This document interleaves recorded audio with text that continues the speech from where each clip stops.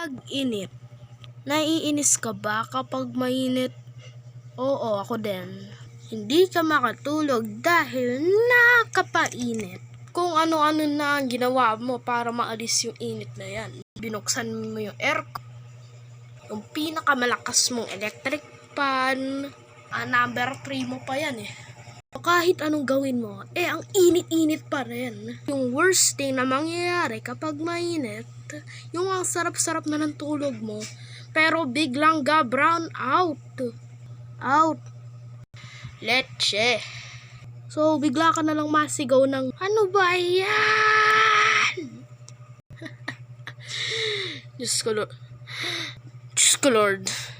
Isa din popular sa Pinas kapag tag-init ay halo-halo. Sarap naman. Favorite kong halo-halo yung may leche flan. Yan yung leche flan na yan. Pabili-bili pa ng ganon pero hindi ko naman mauubos. Isa pa sa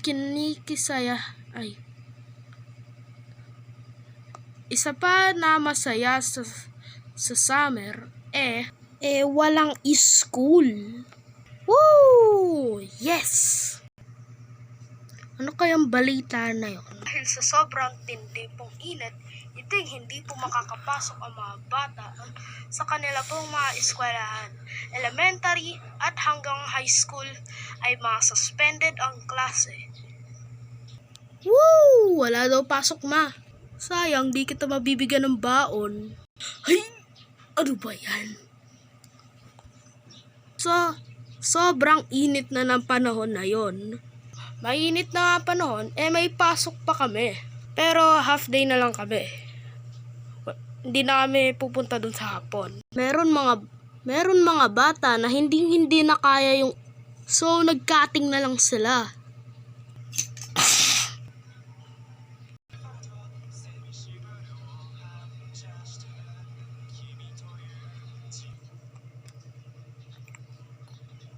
Ba't ka nandito? Wala ka bang pasok? Ano po early dismissal daw po kami. Nagsinungaling pa yan. So, sa mga bata dyan, wag kayo mag-cutting. Pero, kapag nauubos na talaga pasensya nyo, tumakas na talaga kayo. Joke lang.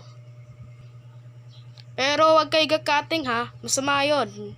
Baka bumaba grades nyo. Ano pang sasabihin ng nanay mo sa'yo kapag lahat bagsak?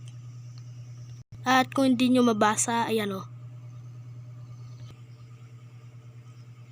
Oh shoot, bagsak ako lahat. Sana hindi nila malaman.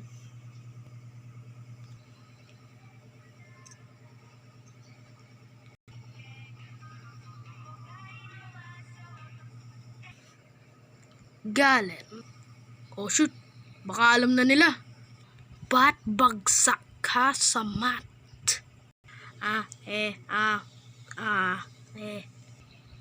Huwag ka nga muna mag-cellphone. Bukas ka na mag-cellphone. How could this happen to me? I made a mistake. I took it forever, but it just faded away. Charot.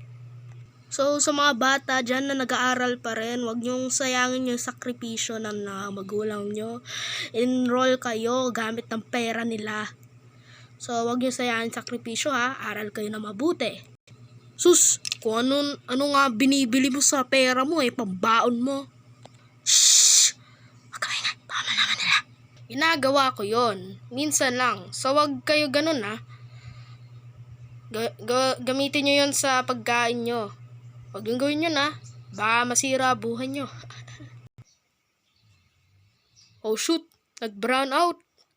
Ay, ano ba yan? Paano ka na-upload ng video na ito?